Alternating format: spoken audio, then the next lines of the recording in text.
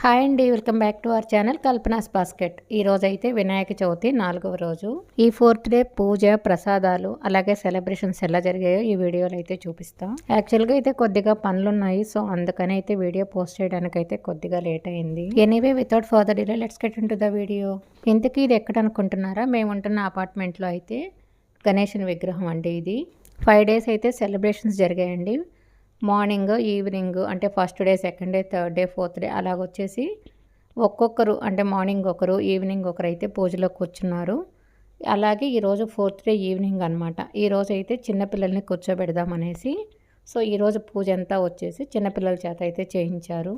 పిల్లలందరూ కూడా చాలా ఓపికగా కూర్చొని పూజలో అయితే పార్టిసిపేట్ చేశారు. అలాగే వాళ్ళకు వచ్చిన శ్లోకాలు అలాగే పూజారి గారు చెప్పిన శ్లోకాలు కూడా చెప్తూ చాలా బాగా జరిగింది పూజ అయితే ఈ సెలబ్రేషన్ అరేంజ్మెంట్స్ కానీ ఈ పూజకు సంబంధించిన అంతా కూడా చాలా బాగా చేశారు.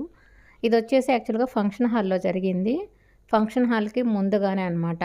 అంటే ఆ విగ్రహాన్ని కానీ ప్రసాదాలు, డెకరేషన్స్, పూజ నెక్స్ట్ ఎవరెవరైతే ఏమేమి ఇచ్చారో మొత్తం అయితే అక్కడ నోటీస్ బోర్డులో లాగా రాసేసి అయితే పెట్టేశారు. పూజ అయిపోయిన తర్వాత అయితే అందరూ పిల్లలకి అక్షంతలు వేసి అయితే బ్లెస్సింగ్స్ చేశారు.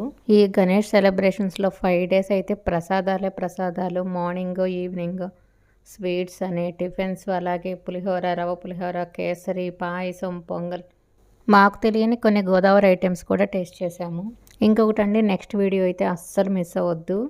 మేము 5th డే అయితే సెలబ్రేషన్స్ ఎలా చేసుకున్నాము, అలాగే లడ్డూ పాట, పూజ, అన్నదానం, నిమజ్జన కార్యక్రమం, ఊరేగింపు అన్నీ అయితే నెక్స్ట్ వీడియోలో పోస్ట్ చేస్తాను.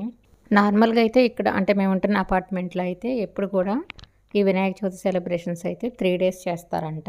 ఈసారి మాత్రం 5 days చేశారు. అందరు కూడా చెప్పుకుంటున్నారు చాలా బాగా జరిగింది ఈసారి అనేసి.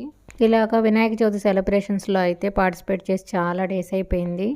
మేము చిన్నప్పుడైతే ఇలాగ బాగా అయితే ఎంజాయ్ చేసేవాళ్ళం మా ఊర్లో, అంటే విలేజ్ కాబట్టి. లాస్ట్ ఇయర్ అయితే ఇక్కడే ఉన్నాం కానీ అప్పుడు మాకైతే అంతగా తెలియదు, సో అందుకని అయితే వెళ్ళలేదు. ఇంకా ప్రీవియస్ ఇయర్స్లో అయితే తమిళనాడు అంటే చెన్నై, పాండిచ్చేరిలో అయితే ఉన్నాము.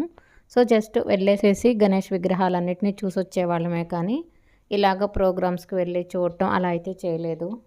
ఈసారి అయితే నాకు చాలా హ్యాపీ అనిపించింది.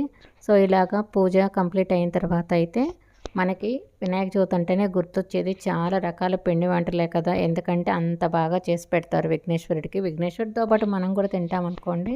సో ఈరోజు భాగంగా అయితే పూరి అనమాట. పూరి విత్ చెనా కర్రీ అలాగే రవ్వ కేసరి.